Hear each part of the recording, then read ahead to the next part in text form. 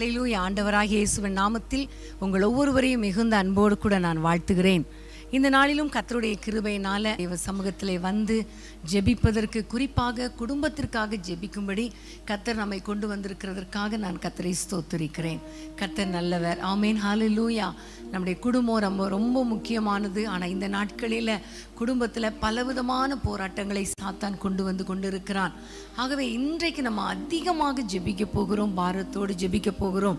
இந்த நேரத்தில் வேதத்தை நாம் திறந்து கொள்வோம். சங்கீதம் 42 சங்கீதம் 3 வசனத்தை வாசிக்க போகிறோம். சங்கீதம் 42 3 வசனம்.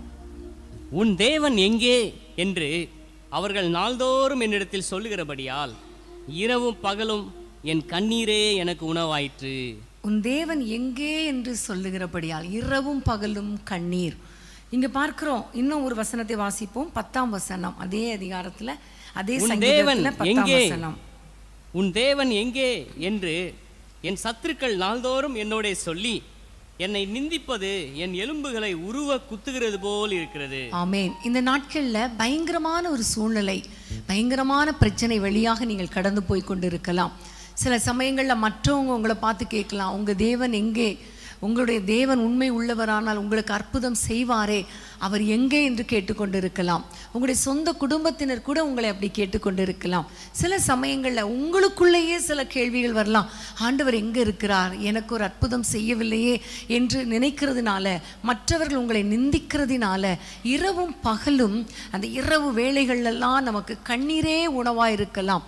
அநேக நேரங்களில் நிறைய பேர் சொல்லுவோம் இல்லையா, ராத்திரி படுத்தா தூக்கம் வர்றதில்லை, கண்களில் கண்ணீர் வந்து கொண்டிருக்கிறது, என்னுடைய எலும்புகளை உருவ குத்துகிறது போல இருக்கிறது.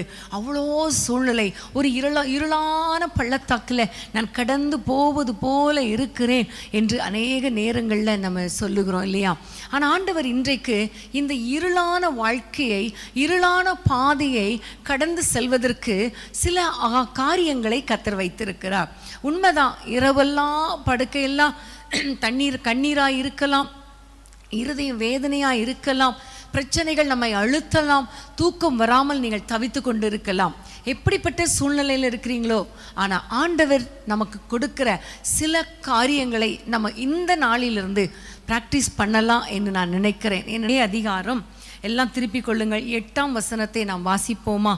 8 வசனம். ஆகிலும் கர்த்தர் பகற்காலத்திலே தமது கிருபையை கட்டளையிடுகிறார், ராக்காலத்தை அவரை பாடும் பாட்டு என் வாயில் இருக்கிறது, என் ஜீவனுடைய தேவனை நோக்கி விண்ணப்பம் செய்கிறேன். ஆமென். ராக்காலத்திலே அவரை பாடுகிற பாட்டு என் வாயில் இருக்கிறது. இரவு நேரத்தில் ரொம்ப கஷ்டப்பட்டு கொண்டிருக்கிற இந்த சூழ்நிலை, இரவு அப்படின்னா இப்போ இருக்கிற மாதிரி லிட்ரலாக இந்த இரவுன்னு மட்டும் சொல்ல முடியாது. இரவு என்று சொல்லும் பொழுது ஒரு கஷ்டத்தின் நேரம், இருளான நேரம், அதாவது வெளிச்சமே தெரியாத ஒரு சூழ்நிலை. எப்படி இந்த இருளை கடந்து போவது என்று தெரியாத சூழ்நிலையில் நீங்கள் இருக்கலாம். ஆனால் ஆண்டவர் சொல்லுகிற காரியம், ராக்காலத்திலே அவரை பாடுகிற பாட்டு என் வாயில் இருக்கிறது. ஆமேன். ராக்காலங்களில், கஷ்டமான காலங்களில் நம்மளால் துதிக்க முடியாது. ஆனால் ஆண்டவர் நமக்கு கொடுக்குற ஒரு பெரிய ஆயுதம் என்ன தெரியுமா? துதியின் ஆயுதம். ஆமேன். ஹல்லேலூயா. இந்த சூழ்நிலையில் யாரெல்லாம் இருளில் இருக்கிறது போல இருக்கிறீங்களோ, யாரெல்லாம் கண்ணீரே உணவாக இருக்கிறதுன்னு சொல்கிறீங்களோ, யாரெல்லாம் என் பிரச்சனைக்கு ஒரு வழியே இல்லை, கண்ணே தெரியல, எப்படி வெளியே வர்றதுன்னு தெரியல, இந்த சூழ்நிலை எப்படி கடந்து போவதுன்னு தெரியல அப்படி நீங்கள் நினைக்கிறீங்களோ, உங்களை பார்த்து ஆண்டவர் சொல்லுகிறார், நீங்கள் அவரை துதிக்கிற பாடலினால உங்களுடைய இருதயமும் உங்களுடைய வாயும் நிரம்பி இருக்கும் பொழுது இந்த இருளை கடந்து செல்ல ஆண்டவர் கிருபை கொடுப்பார். ஹல்லேலூயா. அதனால்தான் சங்கீதக்காரன் சொல்லுகிறார், என் ஆத்துமாவே நீ ஏன் கலங்குகிறாய், ஏன் எனக்குள் தியங்குகிறாய். ஆமென். ஹல்லேலூயா. எல்லாம் இணைந்து ஆண்டவரை நோக்கி சொல்ல போகிறப்பா, எந்த சூழ்நிலையிலும் நாங்கள் உம்மை நோக்கி பாடுவோம் ஆண்டவரே. உம்மை பாடுகிற பாடல் எங்கள் நாவில் இருக்கும் அப்பா. எங்களுடைய இருதயத்தில் உம்மை உயர்த்தும் துதி எப்பொழுதும் இருக்கும் என்று சொல்லி ஆண்டவரை நோக்கி பாட போகிறோம். ஹல்லேலூயா.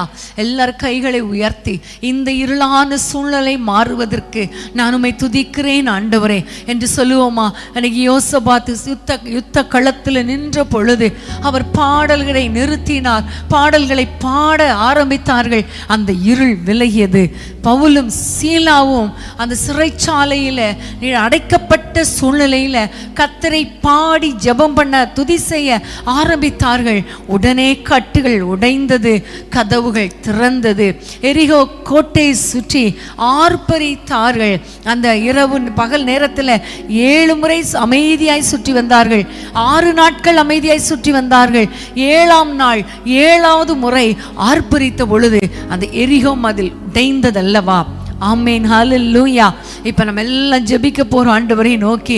ஆண்டவரே, அந்த உம்மை துதிக்கிற அந்த துதி என் வாயில எப்பொழுதும் இருக்கட்டும் அப்பா.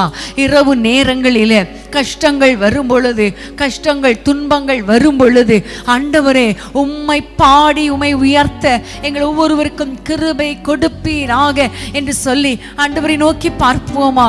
துதிக்கிற ஒரு இருதயத்தை தாங்கப்பான்னு சொல்லுங்க. துதிக்கிற துதி என் வாயில எப்பொழுதும் இருக்கட்டும். துன்ப நேரத்தில் இருளான பாதையில துதிக்க முடியாது. ஆனா இன்றைக்கு ஒரு தீர்மானம் எடுப்போம். ஆண்டவரே, உங்களை நான் துதிப்பேன் ஆண்டவரே, துதிப்பேன் ஆண்டவரே. ஹல்லேலூயா. ரீபா லாபா ஷந்த லாபா. உம்மை ஸ்தோத்திரிக்கிறோம், துதிக்கிறோம், துதிக்கிறோம், துதிக்கிறோம் ஆண்டவரே. அப்பா, ஒவ்வொருவருக்கா ஜெபிக்கிறேன் அப்பா. ஆண்டவரே, உன் தேவன் எங்கே என்று கேட்கிறதுனால இரவு நேரங்களில அப்பா கண்ணீரே உணவாய் இருக்கிறது. ஆண்டவரே, சூழ்நிலை கஷ்டமா இருக்கிறது. என் எலும்புகளை உருவ குத்துகிறது போல இருக்கிறது. அநேகர் ஆண்டவரே எங்களுக்கு அற்புதங்கள் நடக்காதபடியினால அவர்கள் பார்க்கிற பார்வையே வித்தியாசமா இருக்கிறது. ஆண்டவரே, கலக்கமா இருக்கிறது, துன்பமா இருக்கிறது, நிம்மதியே இல்லை. இந்த பிரச்சனை இந்த வெளியே வர எப்படி வருவது தெரியல என்று திகைத்து கொண்டிருக்கிற ஒவ்வொரு குடும்பங்களுக்காய் ஜெபிக்கிறோம் அப்பா. ஆண்டவரே, பிள்ளைகள் வாழ்க்கையை குறித்து, எதிர்காலத்தை குறித்து, ரட்சிப்பை குறித்து, கணவனுடைய குடிப்பழக்கத்தை குறித்து, கணவனுடைய தவறான வழிகளை குறித்து அப்பா, ஆண்டவரே, மனைவியின் தவறான போக்கை குறித்து, பெற்றோருடைய தவறான அணுகுமுறையை குறித்து, கடன் பிரச்சனை குறித்து, இருளாயிருக்கிறதே, வியாதினால இருளாயிருக்கிறதே என்று வேதனையோடு இருக்கிற அத்தனை மக்களுக்கும் ஒரு அற்புதம் செய்யுங்கப்பா. உம்மை துதிக்கிற துதி அவர்கள் வாயில இருக்கட்டும். உம்மை துதிக்க துதிக்க எல்லா கட்டுகள் அகலட்டும். ஆண்டவரே, இருள் மாறட்டும், வெளிச்சம் உண்டாகட்டும் என்று நாங்கள் ஜெபிக்கிறோம் அப்பா. கிருபைக்கு ஒப்பு கொடுக்கிறோம். எங்கள் ஜெபத்தை கேட்டு எங்களை துதிக்க வைக்க போகிறபடியால், பாட வைக்க போகிறபடியால், அற்புதங்களை செய்ய போகிறபடியால் உம்மை ஸ்தோத்திரிக்கிறோம் அப்பா. வெள்ளம் பொழிந்தை மேற்கொள்ள வந்தும் வீரன் நெகேமியா ஆவியை அழித்தே. வெள்ளம் பொழிந்தை மேற்கொள்ள வந்தும் வீரன் நெகேமியா ஆவியை அழித்தே. நம்பிக்கை தைரியம் நீந்தாரே. ஹல்லேலூயா. அன்பான தேவனுடைய பிள்ளைகளை, இருளை கடப்பதற்கு கர்த்தர் கொடுத்த ஒரு ஆயுதம் தான் துதியின் ஆயுதம். ஆமென், ஹல்லேலூயா. இன்னொரு வசனத்தை நம்ம வாசிப்போம். யோபு 29ஆம் அதிகாரம் 3ஆம் வசனத்தை நாம் வாசிக்க கேட்போம். யோபு 29 3ஆம் வசனம். அப்பொழுது அவர் தீபம் என் தலையின் மேல் பிரகாசித்தது, அவர் அருளின வெளிச்சத்தினால் இருளை கடந்து போனேன். ஆமென், ஹல்லேலூயா. அவர் தீபம் என் தலையின் மேல் பிரகாசித்தது, அவர் அருளின வெளிச்சத்தினால் இருளை கடந்து போனேன். ஆமென், ஹல்லேலூயா. இருளை கடப்பதற்கென்றே நம்முடைய ஆண்டவர் நமக்கு ஒரு தீபத்தை கொடுத்திருக்கிறார். ஆமென். இருளான ஸ்தலங்களில் நம்ம போகும் பொழுது, வழி தெரியாமல் இருக்கும் பொழுது, குடும்ப பிரச்சனை நம்மை வேதனைப்படுத்தும் பொழுது, எப்படி போவது என்று தெரியாத சூழ்நிலையில் கர்த்தர் கொடுத்த ஒரு வழிகாட்டி தான் அந்த தீபம். அதாவது ஒரு இருளாய் போயிட்டு இருக்கும் பொழுது கையில் டார்ச் லைட் இருந்தால் அந்த டார்ச் லைட் வெளிச்சத்தில் நம்ம அந்த இருளை கடந்து போயிடலாம் இல்லையா? வழியும் நமக்கு கிடைக்கும். வழியில் ஏதாவது கற்கள் இருக்குதா, பூச்சி இருக்குதா, பள்ளம் இருக்குதா, அதெல்லாமே தெரிஞ்சிரும். இதில் எப்படி அழகாய் சுகமாய் கர்த்தர் அந்த இருளை கடந்து செல்ல கிருபை கொடுப்பார். அதே மாதிரி தான் கர்த்தர் தந்த தீபம் என் தலையின் மேல் இருக்கிறது. அப்போ கர்த்தருடைய தீபம் என்ன என்று நம்ம எல்லாருக்கும் தெரியும். சங்கீதம் 119 சங்கீதம் 105 வசனத்தில், உம்முடைய வசனம் என் கால்களுக்கு தீபமும் என் பாதைகளுக்கு வெளிச்சமாக இருக்கிறது. அப்போ ஆண்டவர் நம்முடைய இருளை வெளிச்சமாக்குவதற்கு, அந்த இருளை கடந்து செல்வதற்கு கர்த்தர் கொடுத்த ஒரு விலையேற பெற்ற ஆயுதம் வசனம். ஆமேன், ஹல்லேலூயா. வசனத்தை பிடித்து கொள்ளுங்கள், வாக்குத்தத்தங்களை பிடித்து கொள்ளுங்கள். நிச்சயமாக இந்த இருளை கடந்து செல்ல ஆண்டவர் அழகாய் கிருபை பாராட்டுவார். ஆமேன். 2 பேதுருல இன்னும் ரொம்ப ஒரு அருமையான வசனம் அடிக்கடி நான் உங்களுக்கு சொல்லியிருக்கிறேன். 2 பேதுரு 1ஆம் அதிகாரம் 19ஆம் வசனத்தை நம்ம எல்லாம் சேர்ந்து நம்ம வாசிக்கலாமா? 2 பேதுரு 1ஆம் அதிகாரம் 19ஆம் வசனம். அதிக உறுதியான தீர்க்கதரிசன வசனமும் நமக்கு உண்டு. பொழுது விடிந்து விடிவெள்ளி உங்கள் இருதயங்கள் உதிக்கும் அளவும் இருளுள்ள ஸ்தலத்தில் பிரகாசிக்கிற விளக்கை போன்ற அவ்வசனத்தை கவனித்திருப்பது நலமாயிருக்கும். ஆமேன், ஹல்லேலூயா. பொழுது விடிந்து விடிவெளி இருதயத்தில் உதிக்கும் அளவும் அந்த இருளுள்ள ஸ்தலத்தில் நமக்கு பிரகாசிக்கிற விளக்கை போன்றதுதான் தேவனுடைய வசனம். ஆமேன். இன்னைக்கு நீங்கள் இருளான பாதையில் போயிட்டு இருக்கீங்களா? நீங்கள் எப்படிப்பட்ட இருளான பாதையில் போறீங்கன்னு எனக்கு தெரியாது, உங்களுக்கு தெரியும், ஆண்டவருக்கு தெரியும். என்னுடைய காரியம் ஆண்டவருக்கு தெரியும், எனக்கு தெரியும். இப்போ நீங்கள் எல்லாரும் ஆண்டவரிடத்தில் சொல்ல போகிறீங்க, ஏசப்பா இந்த பிரச்சனை நடுவில் நான் எப்படி கடந்து செல்லணுமே, அதற்கு உடைய வார்த்தை எனக்கு தேவை ராஜா. பைபிளில் நிறைய வாக்குத்தத்தங்கள் கொடுக்கப்பட்டு இருக்கிறது, நிறைய வசனங்கள் எழுதப்பட்டு இருக்கிறது. ஆனால் ஆண்டவர் உங்களுக்கு ஒவ்வொரு பிரச்சனைக்கும் ஒரு வார்த்தையை அவர் கொடுக்கிற தேவனாய் இருக்கிறார். எந்தெந்த சூழ்நிலையில் எந்தெந்த வார்த்தையை பிடித்து கொள்ளணும், எந்தெந்த நேரத்தில் எந்தெந்த வசனத்தை சொல்லி ஜெபிக்கணும், கர்த்தர் நமக்கு கொடுத்த வாக்கு தத்தத்தை அவருக்கு ஞாபகப்படுத்தி அதை நாம் சொந்தமாக்க வேண்டும் என்பது நமக்கு அந்தந்த நேரத்தில் கர்த்தர் உணர்த்துவார். அதனால தான் பைபிள் அதிகமாக வாசிக்கணும். அநேக நேரங்களில் நம்ம சோர்ந்து போகிற நேரத்தில் என்னடா பண்ணுறதுன்னு யோசிக்காதீங்க, பைபிளை வாசிங்க. அதில் இருக்கிற ஒரு வசனம் உங்களை தைரியப்படுத்தும், ஒரு வசனம் உங்களுக்கு ஒரு வெளிச்சம் போட்டு பிரகாசித்தது போல இருக்கும், ஒரு லைட் அடித்தது மாதிரி இருக்கும். அந்த வசனத்தை குறித்து வைத்து கொள்ளுங்கள், அதை எழுதி வைத்து கொள்ளுங்கள், அதை அடிக்கடி சொல்லுங்க, அதை அடிக்கடி ப்ரொனவுன்ஸ் பண்ணுங்க. கண்டிப்பாக கர்த்தர் இந்த இருளை கடந்து செல்ல ஆண்டவர் நமக்கு கிருபை பாராட்டுவார். ஆமேன், ஹல்லேலூயா. அன்பான தேவனுடைய பிள்ளைகள், இன்னைக்கு ஆண்டவரிடத்தில் கேட்க போகிறோம், ஆண்டவரே இந்த இருளை கடந்து செல்ல உம்முடைய வார்த்தை எங்களுக்கு தாங்கப்பா, உம்முடைய வசனத்தால் எங்களை நிரப்புங்கப்பா, நீங்கள் எங்களோடு கூட பேசுங்க, உங்கள் ஒரு வார்த்தையை நாங்கள் கேட்கணும் அப்பா. இந்த இருளான வாழ்க்கையெல்லாம் ஆண்டவரை வெளிச்சமாய் மாற்றக்கூடிய ஒரு வார்த்தை எங்களுக்கு போதும் ஆண்டவரே என்று சொல்லி ஆண்டவரை நோக்கி ஜெபிப்போமா? ஹல்லேலூயா. அப்பா உமக்கு ஸ்தோத்திரம் அப்பா. யாரெல்லாம் ஆண்டவரை இந்த இருளை எப்படி கடந்து செல்வது, என்னுடைய வாழ்க்கையை கேள்விக்குறியா இருக்கிறதே, கண்ணை கட்டி காட்டில் விட்டது மாதிரி இருக்கிறதே, என்னுடைய எதிர்காலம் ஒரு கேள்விக்குறியா இருக்கிறதே என்று வேதனையோடு கூட இந்த நேரத்திலே யார் உம்மை நோக்கி என்னோடு கூட இணைந்து ஜெபம் பண்ணி கொண்டிருக்கிறார்களோ அவர்களுக்கு ஒரு வார்த்தை சொல்லுங்க அப்பா, ஒரு வார்த்தை சொல்லுங்கப்பா.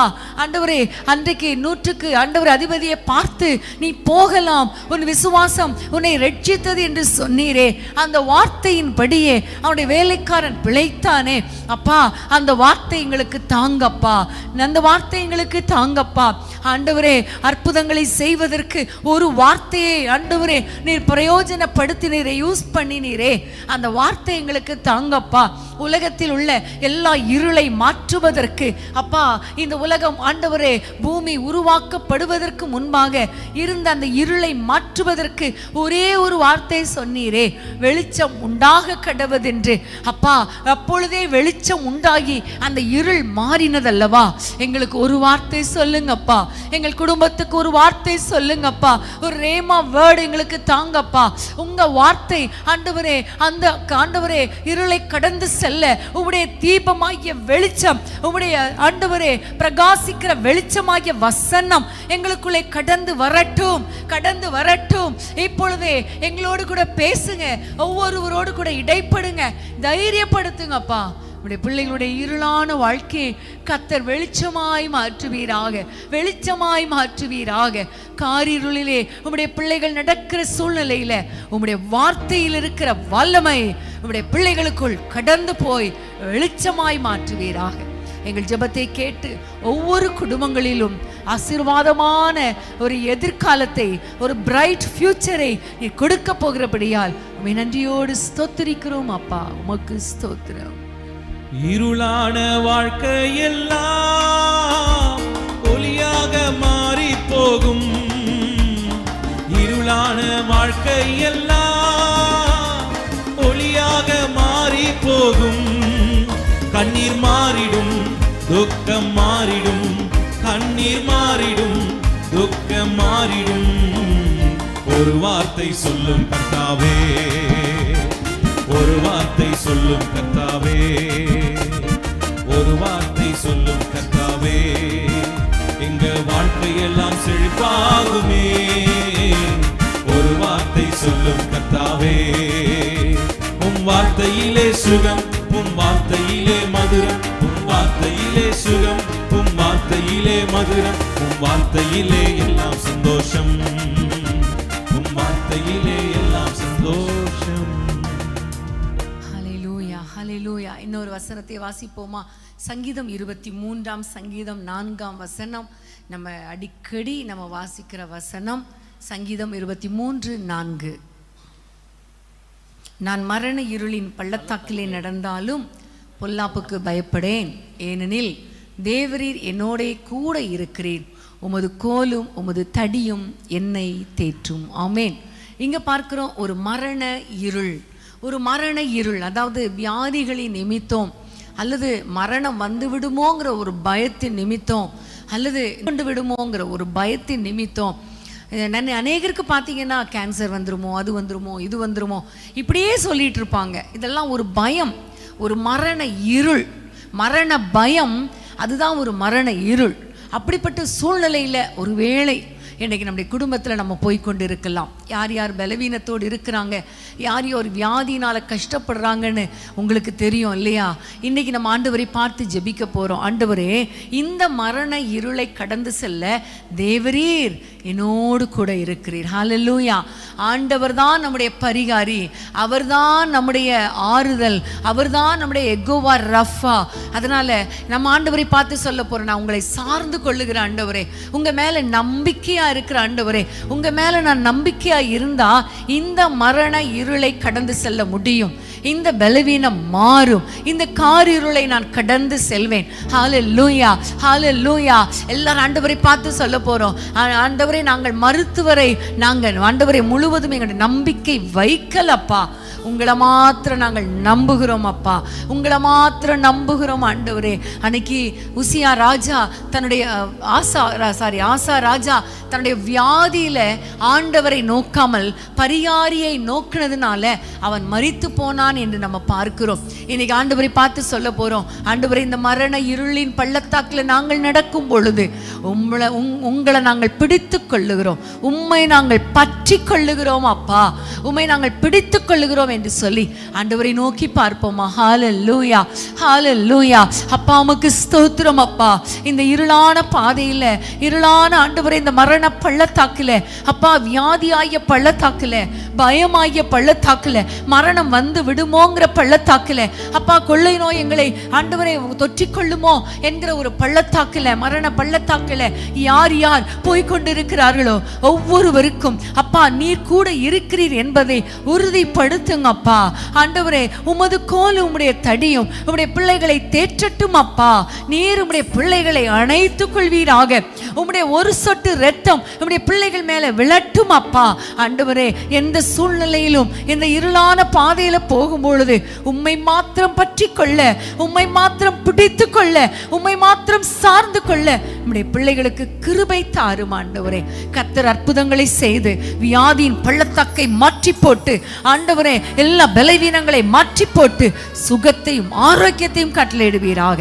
எங்கள் ஜெபத்தை கேட்டு உடைய பிள்ளைகளுடைய இந்த இருளான வாழ்க்கையை, இந்த மரண இருளின் பள்ளத்தாக்கில் இருந்து உடைய பிள்ளைகளை விடுவிக்க போகிறபடியால் கரங்களை தட்டி உம்மை ஸ்தோத்திரிக்கிறோம் அப்பா. ஸ்தோத்திரம் அப்பா.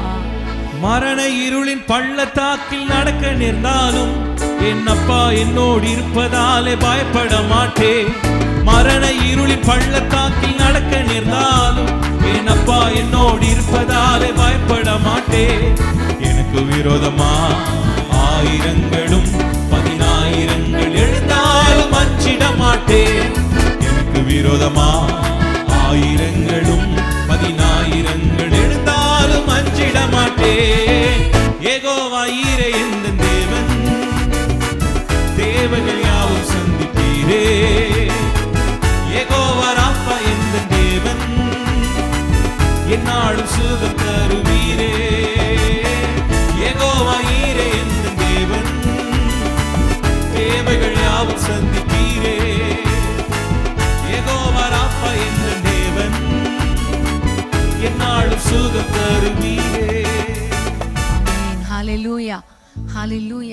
நம்ம இப்படி வசனத்தை வாசித்து வசனத்தில் இருந்து ஜெபம் பண்ணி அப்படியே ஒரு பாடலை பாடி நம்ம ஜெபிப்பது எவ்வளவு சந்தோஷமாய் இருக்கிறது இல்லையா? நிச்சயமாகவே ஆண்டவர் மகிமையான காரியங்களை செய்வார். ஆமென். இன்னும் ஒரே ஒரு இருளை கடப்பதற்கான கர்த்தருடைய ஆசீர்வாதத்தை நாம் பெற்றுக்கொள்ள போகிறோம். நியாயாதிபதிகள், எல்லாரும் திருப்பிக் கொள்ளுங்கள், நியாயாதிபதிகள் 7ஆம் அதிகாரம் 21ஆம் வசனத்தை நாம் வாசிக்க கேட்போமா? நியாயாதிபதிகள் 7:21. பாளையத்தை சுற்றிலும் அவரவர் தங்கள் நிலையிலே நின்றார்கள். அப்பொழுது பாளையத்தில் இருந்தவர்கள் எல்லாரும் சிதறி கூக்குரலிட்டு ஓடி போனார்கள். ஆமேன். இதுல இன்னும் ஒரு வசனத்தை நம்ம வாசிக்க போறோம். 20ஆம் வசனத்தை வாசிப்போமா? 20ஆம் வசனத்தையும். 3 படைகளின் மனுஷரும் எக்காலங்களை ஊதி பானைகளை உடைத்து தீவட்டிகளை தங்கள் இடது கைகளிலும் ஊதும் எக்காலங்களை தங்கள் வலது கைகளிலும் பிடித்து கொண்டு கர்த்தருடைய பட்டயம் கிதியோனுடைய பட்டயம் என்று சத்தமிட்டு. ஆமேன். இங்க பார்க்கிறோம், நம்ம எல்லாருக்கும் தெரியும், மீதியானியர் திரளாய் வந்தார்கள். இங்க கிதியோனும் அவனோடு கூட 300 பேரும் மட்டும் அவர்களை எதிர்க்க அவங்க போகும் பொழுது அவர்கள் அந்த இருளான சூழ்நிலையில், அது நடு ராத்திரியில் நடு சாமத்தில் அவர்கள் எல்லாம் யுத்தத்துக்கு போகிறாங்க. அவங்க போகும்போது செஞ்ச ஒரே ஒரு காரியம், கைகளில் ஒரு பானையும் பானைக்குள்ள ஒரு தீவட்டியும் எக்காலத்தையும் வைத்திருந்தாங்க. அந்த பானையை உடைத்த பொழுது அந்த தீவட்டி வெளியே தெரிந்தது. இந்த 300 பேர் கையிலையும் தீவட்டி எரிந்து கொண்டிருக்கிறது. திடீரென்று சொல்லி அவர்கள் எக்கால ஊதி அந்த சத்தத்தை கேட்டு அதிகமாக ஆர்ப்பரித்த பொழுது இந்த மீதியானியர் தூங்கி கொண்டிருந்தவங்க முழித்து பார்க்குறாங்க. அவங்க பார்க்கும் பொழுது அந்த இருள அந்த தீவட்டி மட்டும் பிரகாசமாய் தெரிந்தது. அந்த தீவட்டியை பார்த்த உடனே, அந்த தீவட்டியின் வெளிச்சத்தை பார்த்த உடனே எல்லாரும் சிதறி கூக்குரலிட்டு ஓடி போனார்கள். ஹல்லேலூயா. பாருங்களேன், இந்த தீவட்டியை பிடித்திருந்தவங்களை குறித்து சொல்லப்பட்டிருக்கிறது. அது இருளான பாதை தான், இருளான சத்துருக்களால் சூழப்பட்ட ஒரு நேரம்தான். ஆனால் அந்த சூழ்நிலையில் அவர்கள் கையில் தீவட்டிகளை பிடித்து கொண்டு அவரவர் நிலையில் நின்றார்கள். ஆனால் பாளையத்தில் இருந்த சத்துருக்களோ சிதறி கூக்குரலிட்டு ஓடி போனார்கள். ஆமேன். இன்றைக்கி நீங்கள் இருக்கிற சூழ்நிலை ஒருவேளை சத்துருக்களால் சூழப்பட்டு ஒரு இருளான ஒரு ஸ்தலத்தில் இருப்பது போல நாங்கள் எப்படி ஒரு வெற்றியை பெற்றுக்கொள்ள முடியும், எப்படி சத்ருவின் பிரச்சனையின் என்று சத்ருவின் எல்லா விதமான தந்திரங்களில் இருந்து வெளியே வர முடியும் என்று நீங்கள் வெளியே வர முடியாத சூழ்நிலையில் அந்த பாளையத்தில் சூழப்பட்டிருக்கலாம். ஆனால் உங்கள் கையில் ஒரு ஆயுதம் இருக்கிறது. என்ன தெரியுமா? அந்த தீவட்டி. ஆமேன். இருளிலே பிரகாசிக்கக்கூடிய ஒரு ஆயுதம் வசனம் ஒரு பக்கம், இன்னொரு பக்கம் இது அபிஷேகத்தை குறிக்கிறது. ஆமேன். 1 கொரிந்தியர் 4ஆம் அதிகாரத்தில் நம்ம எல்லாருக்கும் தெரியும், இந்த மகத்துவமுள்ள வல்லமையை மண்பாண்டமாகிய பொக்கிஷத்திலே நாங்கள் பெற்றிருக்கிறோம். ஆமேன். அதுதான் அந்த மண்பாண்டையை அவங்க மண்பாண்டத்தை உடைத்தார்கள்.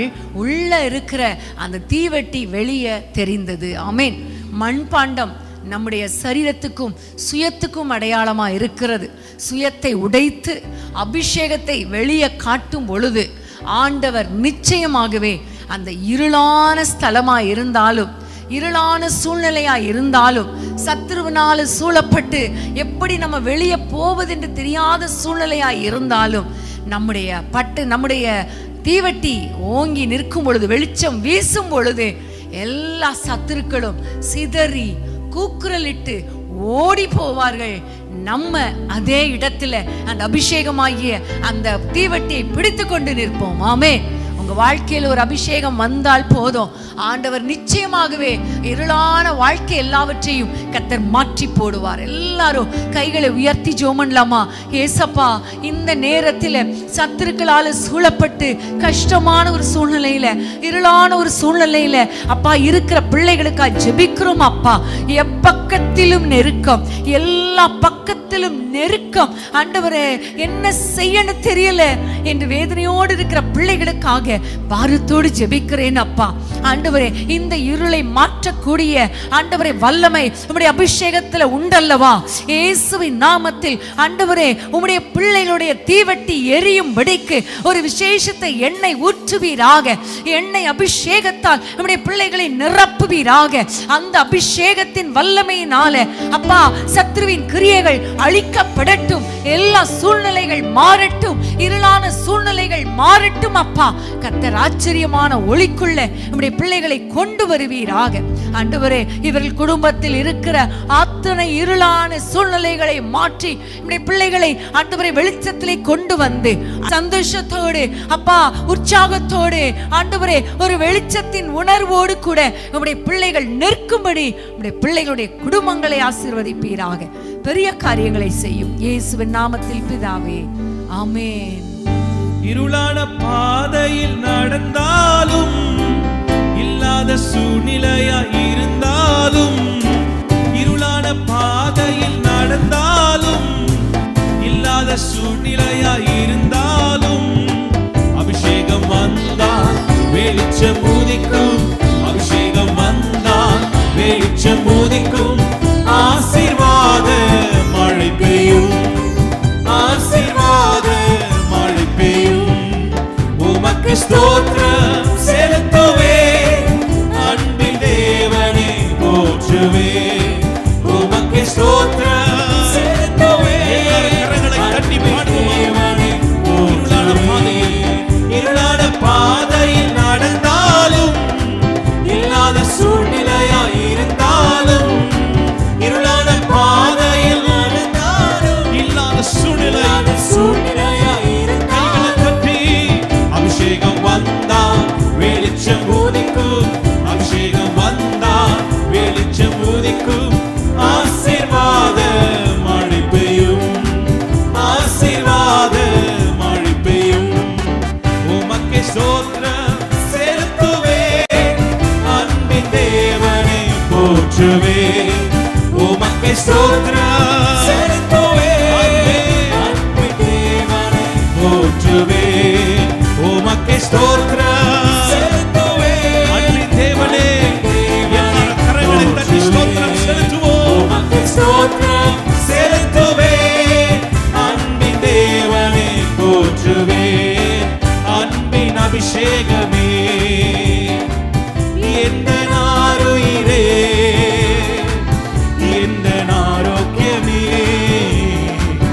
எந்த நாறுதலே, அன்பின் அபிஷேகமே எந்த நாருயிரே, எந்த ஆரோக்கியமே,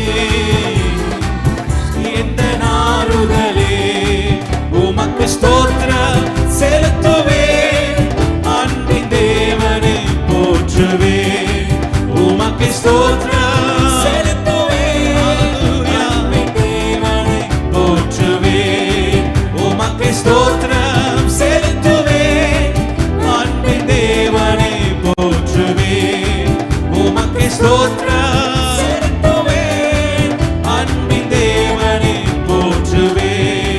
பாலைவனமாயிருந்தாலும், பாழான தேசமாயிருந்தாலும், பாலைவனமாயிருந்தாலும், பாழான தேசமாயிருந்தாலும், அபிஷேகம் வந்தால் பைநிலமாகும், அபிஷேகம் வந்தால் பைநிலமாகும், பாலைவனமோ செழிப்பாகும், பாலைவனமோ செழிப்பாகும்.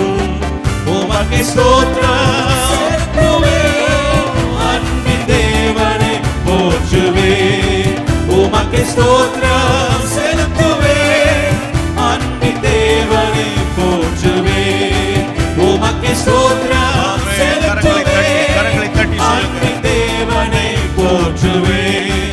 உமக்கு ஸ்தோத்திரம் செலுத்துவே, அன்பின் தேவனை போற்றுவே.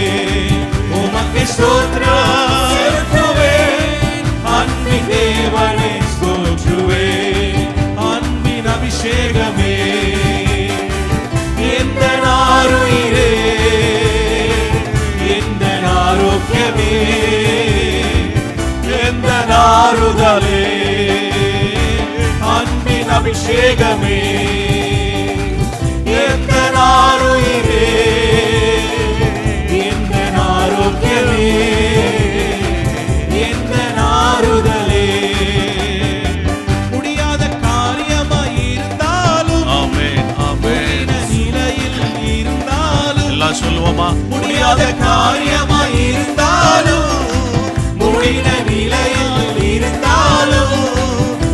அபிஷேகம் வந்தா எல்லாமே கூடும். அபிஷேகம் வந்தா எல்லாமே கூடும். எங்களை உயர்த்தி மகிழ்விப்பார்.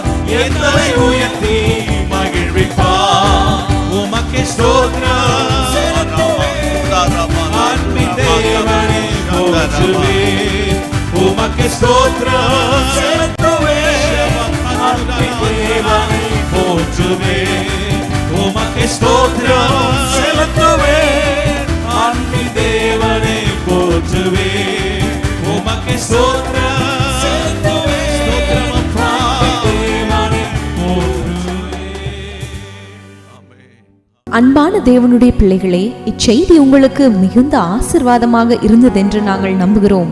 தொடர்ந்து எங்கள் செய்திகளை கேட்டு கர்த்தருக்குள் ஆசிர்வதிக்கப்பட ஜீசஸ் மீட்ஸ் மினிஸ்ட்ரீஸ் என்கிற எங்கள் யூடியூப் சேனலை சப்ஸ்கிரைப் செய்யுங்கள்.